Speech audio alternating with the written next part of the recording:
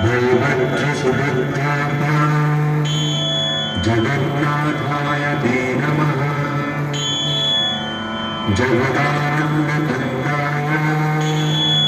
वेदान्तहराय च नीलाचलनिवासाय जगन्नाथाय ते नमः। भगवान जगन्नाथ के मंदिर से जुड़ी एक पौराणिक कथा के अनुसार मध्य भारत में इंद्रद्युम्न नामक एक राजा राज्य करते थे। उनकी राजधानी का नाम था अवंती। राजा इंद्रद्युम्न भगवान श्री हरि विष्णु के बड़े भक्त थे और भगवान विष्णु के दर्शन हेतु हमेशा लालायित रहते थे। एक बार एक ऋषि राजा इंद्रद्युम्न के दरबार में आकर राजा से बोले, हे राजन, उड़ीसा में भगवान विष्णु नीलमाधव के भव्य रूप में पूजे जाते हैं। आपको इसका पता लगाना चाहिए। इस बात पर राजा ने अपने मुख्य पुजारी विद्यापति को पता लगाने हेतु उड़ीसा भेजा। राजा की आज्ञा सुन विद्यापति ने जल्द ही भगवान नीलमाधव का पता लगाया। लेकिन राजा इंद्रद्युम्न और विद्यापति भगवान श्री नीलमाधव की गुफा में पहुंचे तो उन्हें वहां कुछ भी दिखाई नहीं दिया। भगवान नीलमाधव अंतर्ध्यान हो गए थे। राजा इंद्रद्युम्न अत्यंत निराश होकर अपने महल लौट आए। उसी रात भगवान श्री हरि विष्णु उनके सपने में आकर उनसे बोले, हे राजन, उड़ीसा के पुरी क्षेत्र के समुद्र के तट पर एक लकड़ी का लट्ठा तैर रहा होगा। उसे अपने महल में लाकर उससे मूर्ति का निर्माण करो। महाराज इंद्रद्युम्न ने पुरी के समुद्र तट पर जाकर तैरता हुआ लकड़ी का लट्ठा अपने महल ले आए। किंतु उस लट्ठे से कोई भी कारीगर नीलमाधव की छवि तराश नहीं पाया। जब ये कार्य करना नामुमकिन सा हो गया तब भगवान विष्णु ने फिर एक बार राजा इंद्रद्युम्न के सपने में आकर कहा, हे राजन, तुम देवताओं के शिल्पकार विश्वकर्मा जी की आराधना करो। वो आपकी इच्छा अवश्य पूर्ण करेंगे। राजा इंद्रद्युम्न ने विश्वकर्मा की आराधना की। ओम चतुर्भुजय विद्महे हंसवाहनाय धीमहि तन्नो विश्वकर्मा प्रचोदयात्। एक दिन राजा का दरबार चल रहा था। उसी वक्त दरबार में एक वृद्ध व्यक्ति आया और राजा इंद्रद्युम्न से बोला, हे राजन, आप जिस कार्य को करने के हेतु चिंतित हैं, मैं वो कार्य करने आया हूं। हे राजन, मैं आपको विश्वास दिलाता हूं कि मैं भगवान नीलमाधव की छवि कुछ ही दिनों में तराश दूंगा, किंतु मेरी कुछ शर्तें हैं। हे महाशय, बोलिए, मुझे आपकी सारी शर्तें स्वीकार है।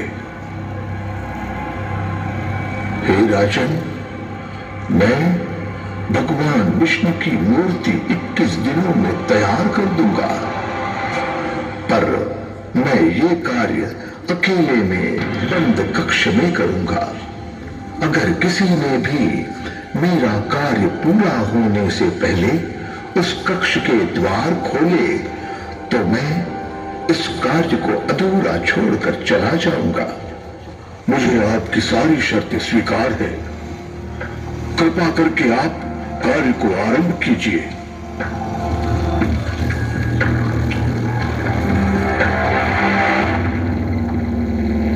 महाराज विश्वकर्मा ने अपना कार्य आरंभ किया।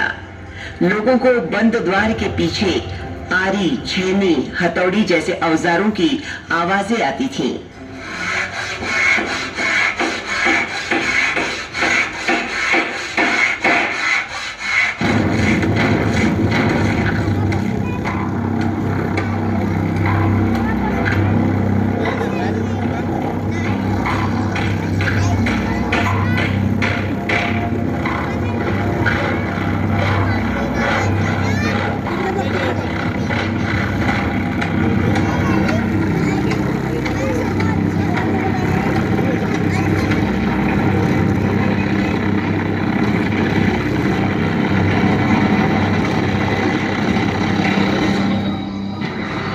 लेकिन 15 दिनों के बाद एक दिन रानी गुंडिचा को बंद कक्ष में से कोई भी आवाज सुनाई नहीं दी।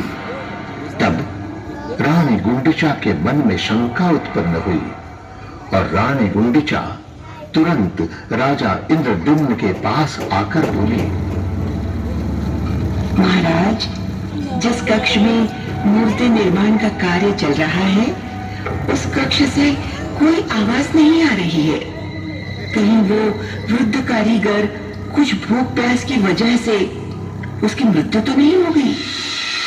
आप कक्ष के द्वार खोलकर देख लीजिए, कहीं उसकी मृत्यु का पाप हमारे सर ना आ जाए।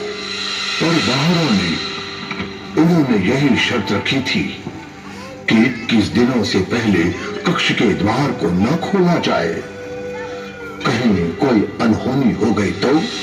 महाराज, वैसे भी हम चिंता में हैं। कक्ष को खोले बिना किसी भी बात का पता नहीं चलेगा।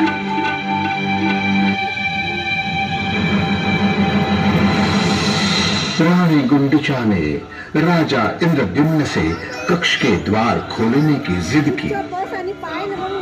अंत में कक्ष के द्वार को खोला गया।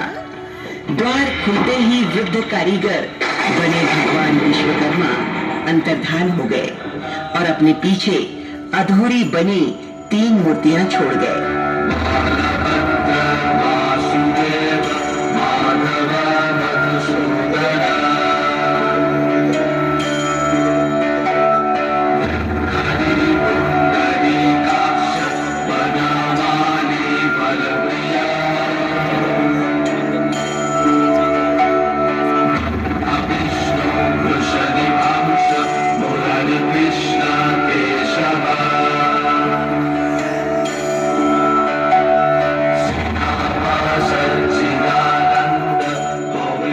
राजा इंद्रद्युम्न बहुत दुखी हो गए कि उन्होंने भगवान विश्वकर्मा की बात न मानते हुए शर्तों के नियम का उल्लंघन किया। तब भगवान श्री विष्णु की आज्ञा अनुसार उसी स्वरूप में भगवान जगन्नाथ की स्थापना की गई, जो आज भी जगन्नाथ मंदिर के नाम से प्रसिद्ध है। यहाँ पर भगवान कृष्ण जगन्नाथ के रूप में अपने बड़े भाई बलराम और छोटी बहन सुभद्रा के साथ विराजमान है।